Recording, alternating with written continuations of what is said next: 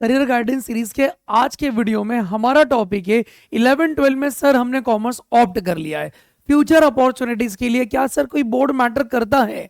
अगर मैं CBSE board, ICSE board, NIOS board या किसी पर्टिकुलर स्टेट बोर्ड से अपना एजुकेशन कंप्लीट करूंगा तो क्या फ्यूचर अपॉर्चुनिटीज में कोई स्पेशल बोर्ड को स्पेशल प्रिविलेजेस मिलता है?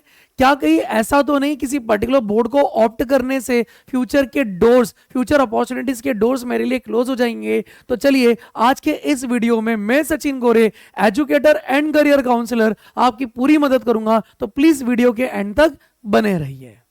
चलिए बेटा बात करते, क्या सर बोर्ड को बेस बनाकर कोई भी बेस बनाकर टॉप कॉलेज में एंट्री मिल जाएगी? तो आंसर इज नो।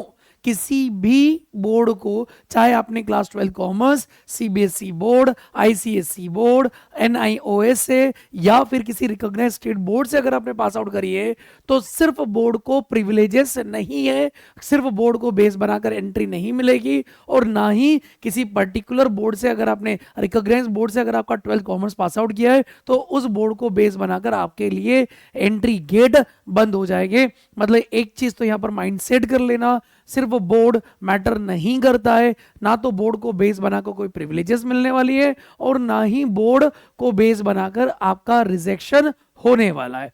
तो सर मैटर क्या करता है? तो जनरली मैटर करती है तीन चीजें। सबसे पहले कुछ कॉलेजेस के लिए क्लास 12 का परसेंटेज मैटर करता है, तो क्लास 12 किसी भी रिकॉग्नाइज्ड बोर्ड से क्लास 12 का हाई परसेंटेज होना चाहिए। सेकंड, जैसे फिर उसके बाद हर बोर्ड की आपको जिस कोर्स में एंट्री चाहिए, हर कोर्सेज की एंट्रेंस एग्जाम्स होती है। जैसे अगर टॉप इंटीग्रेटेड मैनेजमेंट कॉलेजेस में अगर एंट्री चाहिए तो जैसे आईएम के लिए IP made Indore, IP made Rohtak, zip made और एनपेड की एग्जाम होती है।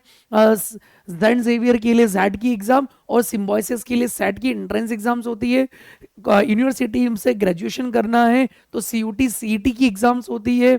लॉ करना है तो क्लैट, आईलेट और स्लैट की एग्जाम्स होती है। और अगर एक्चुअली में जाना है तो एसेट की एग्जाम होती है। ये एंट्रेंस एग्जाम आप पहले तो क्रैक करो, इसमें बहुत अच्छा स्कोर लेकर आओ और फिर डिपेंड्स करता है आपकी सिलेक्शन प्रोसेस, पर्टिकुलर कॉलेज की, पर्टिकुलर यूनिवर्सिटी की क्या सिलेक्शन प्रोसेस है, क्या वो पर्सनल इंटरव्यू ले रहे हैं। तो अगर आपका पर्सनल इंटरव्यू ले रहे हैं इसके बाद तो वो भी तगड़ा होना चाहिए। मतलब अगर मेनली हम बात करें किसी कॉलेज में, टॉप कॉलेज में एंट्री चाहिए तो बोर्ड मैटर नहीं करेगा, बट रिकॉग्नाइज्ड बोर्ड का हाई परसेंटेज होना चाहिए 12th में। सेकंड, उस पर्टिकुलर एंट्रेंस एग्जाम में बहुत अच्छा स्कोर होना चाहिए, सबसे ज्यादा इंपॉर्टेंट ये है। और देन वहां की सिलेक्शन प्रोसेस में अगर आपका इंटरव्यू हो रहा है तो इंटरव्यू भी बहुत तगड़ा होना चाहिए। तो ये है कॉलेज के, अच्छे कॉलेज में एंट्री लेने के लिए एक सिंपल प्रोसेस। कॉलेज नहीं करना, CA, CS, CMA, CPA, CFA जैसे कोर्स में अगर एंट्री चाहिए तो इसे मैंने दो पार्ट में डिवाइड किया।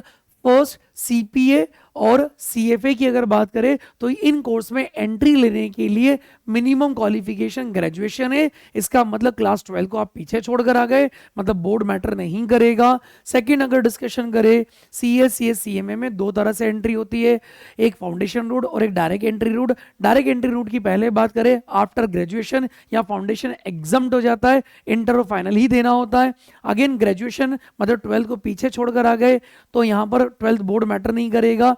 देन उसके बाद अगर अगला डिस्कशन करें, फाउंडेशन रूट से अगर एंट्री चाहिए तो यहां पर सिर्फ बोर्ड, रिकॉग्नाइज्ड बोर्ड होना चाहिए, चाहे वो कोई भी बोर्ड हो। और मिनिमम हर कोर्स के मिनिमम क्लास 12 के मिनिमम परसेंटेज की रिक्वायरमेंट है 50-60 एज द केस में भी। वो मिनिमम परसेंटेज ले आओ रिकॉग्नाइज्ड बोर्ड से और एंट्री ले लो। मतलब अगेन आपका क्लास 12 का बोर्ड यहां पर भी मैटर नहीं करेगा।